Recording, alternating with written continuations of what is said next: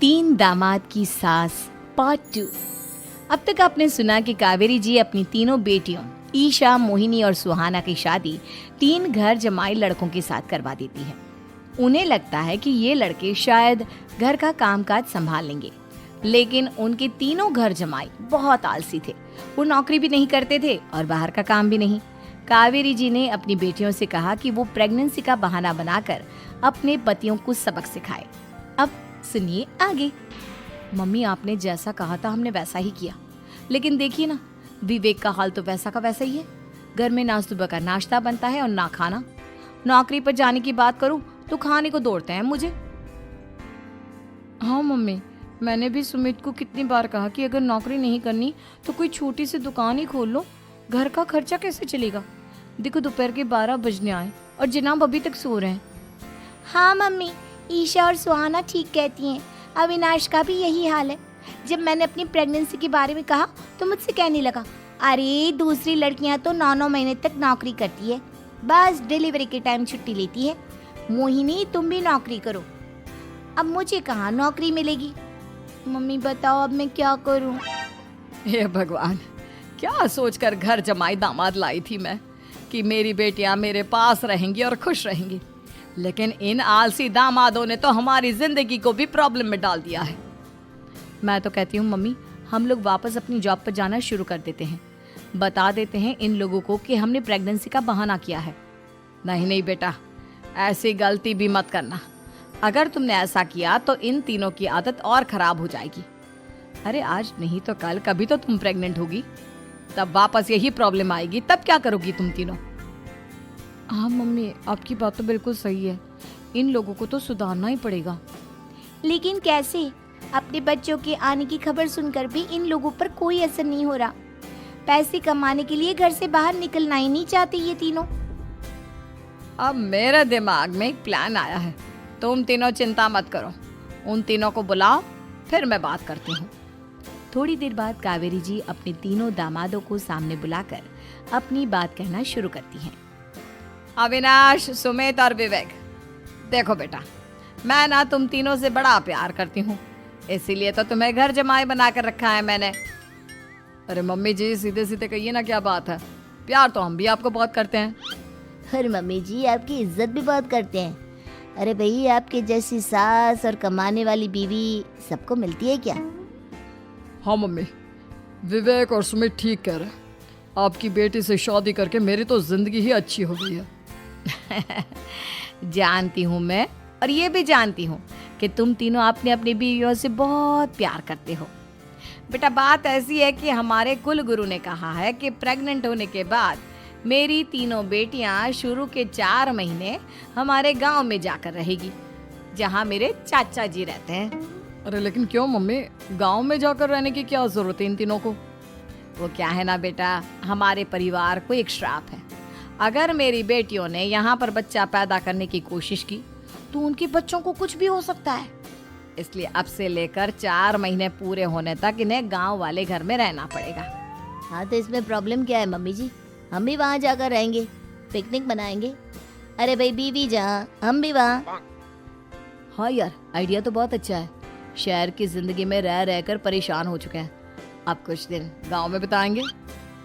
तुम लोग समझने की कोशिश क्यों नहीं करते। तुम में से कोई भी वहां नहीं जा सकता, और मैं यहाँ रहूंगी ना तुम तीनों के साथ। 4 महीने की तो बात है, उसके बाद ये तीनों ही लौट कर आ जाएंगी। ठीक है मम्मी जी, अब हमारे बच्चों का सवाल है तो ये तो करना ही पड़ेगा। कावेरी अपनी तीनों बेटियों को कुछ दिन के लिए घर से बाहर कहीं दूसरे शहर में रहने के लिए भेज देती है। कुछ दिनों के बाद, अरे मम्मी जी, बहुत दिन से पिज्जा नहीं खाया, मंगवाइए ना। क्या बताऊं बेटा, पहले तो बेटियां खर्चा दे देती थी क्योंकि उनकी नौकरी थी, लेकिन अब तो मेरे पास पैसे ही नहीं बचे। थोड़े बहुत पैसे हैं जो बच्चों की डिलीवरी में काम आएंगे। लेकिन मम्मी जी, आपकी बेटियों को वापस आने में तो अभी बहुत वक्त बाकी है। वही सोच सोच कर परेशान हो रही हूँ। सोच रही हूँ कल से दूध भी बंद करवा देती हूँ। अब दूध वाले को देने के लिए पैसे भी तो नहीं है ना। अरे नहीं नहीं मम्मी जी, अगर दूध भी बंद करवा दोगी तो मुझे चाय कहाँ से मिलेगी? और चाय के बिना मैं तो मर ही जाऊंगा। क्या करूं बेटा, इसके अलावा हमारे पास कोई ऑप्शन नहीं है, मेरे पास पैसे ही नहीं बचे। इस तरह कावेरी जी धीरे धीरे अपने तीनों दामादों को पैसे देना बंद कर देती हैं और घर में खाने पीने की चीजें लाना भी बंद कर देती है। अब वो तीनों बुरी तरह से परेशान होने लगे थे और इसलिए एक दिन तीनों प्लान करके घर से बाहर निकलते हैं और बाजार में जाने के बाद यार अच्छा खाना खाए हुए कितने दिन हो गए, पता नहीं कब अच्छा खाना मिलेगा। हमारी बीवियों के जाने के बाद तो हमारी हालत भिखारियों जैसी हो गई है यार। कुछ भी हो, मुझे तो आज पिज्जा खाना ही खाना है। जेब में 1 रुपया नहीं और पिज्जा खाएगा, कहाँ से आएंगे पैसे? अरे देख वहाँ सामने बोर्ड पर क्या लिखा हुआ है, कंप्यूटर पर काम करने के लिए एक आदमी की आवश्यकता है। भाई मैं तो जा रहा हूँ, काम करूँगा और शाम तक पैसे लाकर आराम से पिज्जा खाऊंगा। जा जा, तुझे कोई काम नहीं देने वाला, हम तो घर जा रहे हैं। चल भाई सुमित। सुमित और अविनाश वहाँ से चले जाते हैं और विवेक उस कंप्यूटर शॉप पर सारा दिन काम करके 5,000 रुपए कमा कर घर लौट कर आता है और अपने खाने के लिए अच्छी अच्छी चीजें भी लेकर आता है।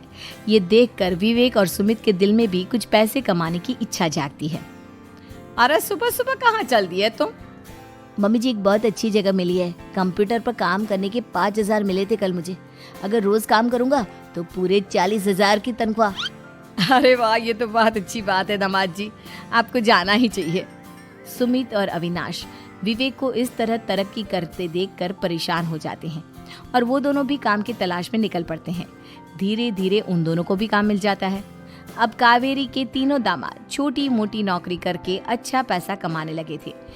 एक दिन कावेरी उन्हें अपने पास बुलाती है। अरे वाह, विवेक 40,000 कमा लेता है, अविनाश 60,000 और सुमित तुम भी 40,000 के आसपास कमा ही लेते हो। कुल मिलाकर तुम अच्छे खासे पैसे कमा रहे हो बेटा। हाँ मम्मी जी, बहुत मजा आता है जब महीने के एंड में मोटी रकम हाथ में आती है। पूछिए मत मम्मी जी, घर में रहकर रोटी बना बना कर और तो जैसा महसूस होने लगा था मुझे तो।